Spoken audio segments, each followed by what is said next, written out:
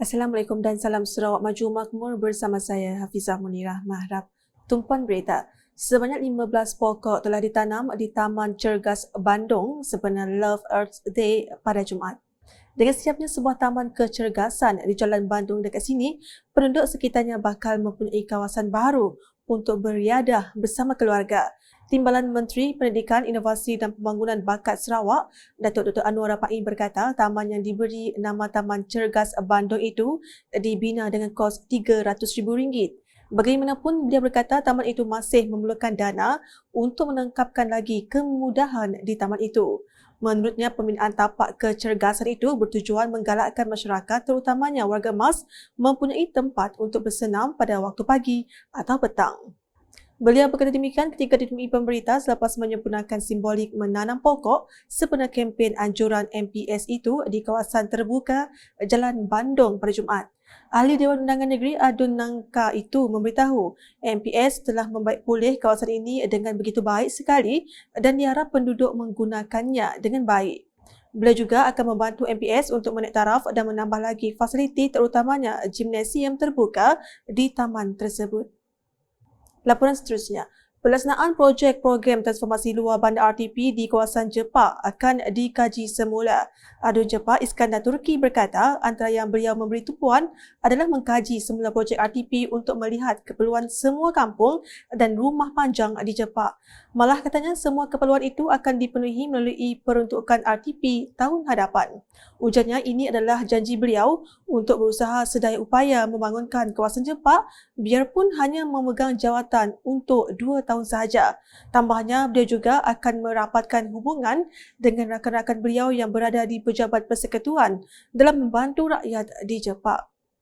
Saya akan dapatkan hubungan baik saya dengan sahabat-sahabat saya di federal level untuk mohon special peruntukan yang mana mereka boleh membantu.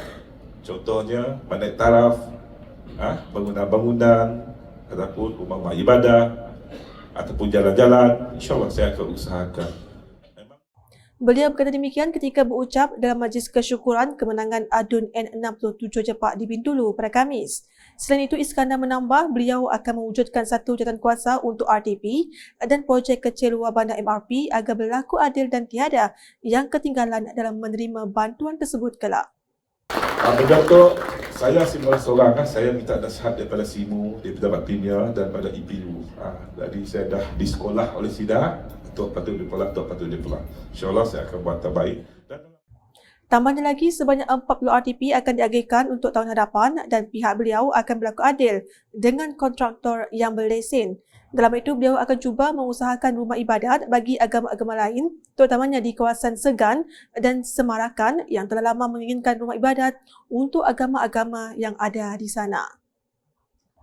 Selanjutnya, sambutan Hari Krismas dan Tahun Baru 2024 amat bermakna kepada 34 keluarga rumah panjang Labang di Sungai Tulai Bintangor selepas mereka berpindah di kediaman baru yang telah siap dibina.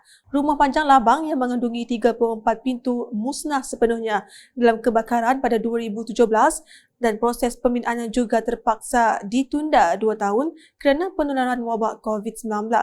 Penyerahan kunci pintu kepada penghuni rumah panjang berkenaan diadakan pada Jumaat dan disaksikan Adun Meradung Datuk Ding Guang Hing. Turut hadir Timbalan Residen Sarike Bajuri Bidin, Wakil Pegawai Daerah Meradung, Tim Kai Siang dan Pegawai JKR Bahagian Sarike Nabil Fikri Othman. Dalam ucapannya, Datuk Ding berasa amat gembira kerana rumah panjang Labang baru telah siap dibina dan penduduk boleh mendiami rumah panjang baru berkenaan untuk meraihkan sambutan Hari Krismas dan Tahun Baru 2024 bersama ahli keluarga. Beliau juga memuji kesabaran penduduk rumah panjang kerana tidak tergesa-gesa untuk membuat rumah sendirian tetapi masih saling mengamalkan kerjasama antara satu sama lain agar mempunyai sebuah rumah panjang baru untuk tinggal bersama. Sebagai tanda keprihatinan, Datuk Ding bersetuju menyalurkan peruntukan di bawah program transformasi luar bandar RTP untuk menyemen jalan masuk dan halaman depan rumah panjang bagi memudahkan penduduk rumah panjang menjalankan aktiviti harian.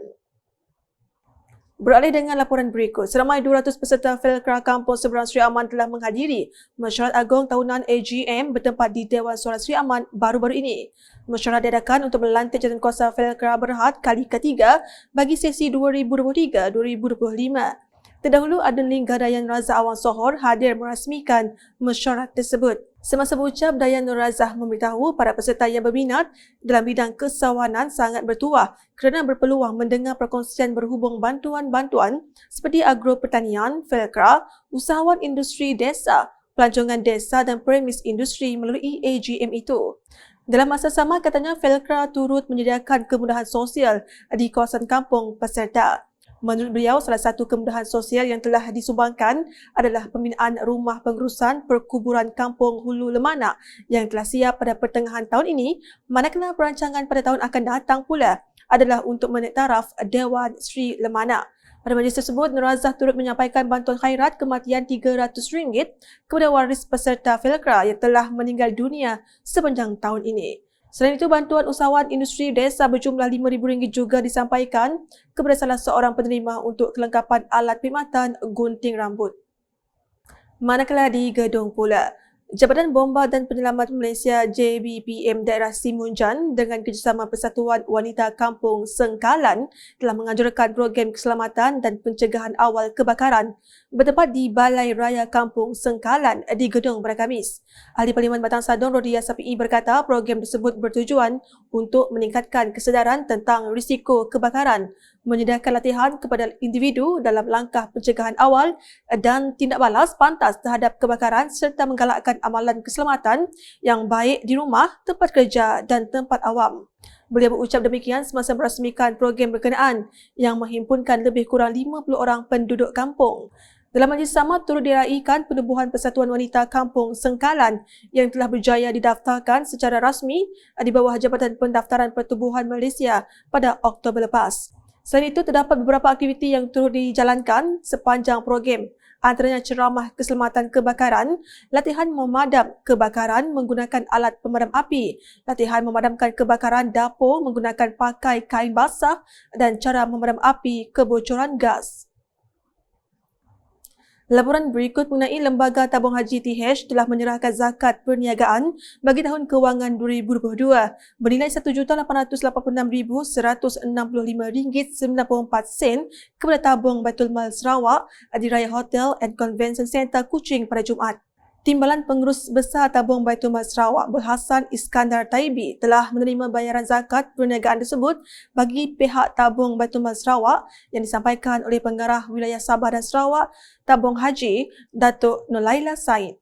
Menurut Datuk Nulaila, bayaran zakat ini merupakan tanggungjawab sosial korporat Tabung Haji sebagai sebuah organisasi Islam yang cakna terhadap kebajikan umat Islam di Malaysia. Justru katanya, Tabung Haji berharap agar zakat yang diagihkan ini dapat meringankan beban serta memberi bantuan secukupnya sekaligus meningkatkan taraf kehidupan golongan asnaf dan B40 di Sarawak. Dalam program sama, pihak Tabung Haji turut menyerahkan van jenazah dan van penumpang untuk masjid dan sekolah tahfiz di Kota Samarahan. Yang di-Pertua Majlis Islam Sarawak, Datuk Misnu Taha ketika ditemui media berkata ianya merupakan satu usaha Tabung Haji mendekatkan diri dengan masyarakat. Dan sebab itu saya mohon kepada semua kita NGO Islam dan masyarakat Islam tolong bantukan tabung haji. Kerana tabung haji ni tuan-tuan semua, asas tabung haji ditubuhkan untuk menyimpan di kalangan orang Islam. Simpanan kita di tabung haji membantu tabung haji untuk memberikan lebih banyak sumbangan kepada masyarakat Islam di mana saja berada di Malaysia ini. Sekian edisi malam bersama saya, Fiza Munirah. Berita lebih lanjut boleh didapati di semua platform media sosial UKAS termasuk portal ukas.sarawak.gov.my dan UKAS channel di YouTube. Mengakhiri bulletin dengan paparan aktiviti-aktiviti yang akan berlangsung dalam Countdown 2024. #Saluran Informasi Rakyat, Salam UKAS.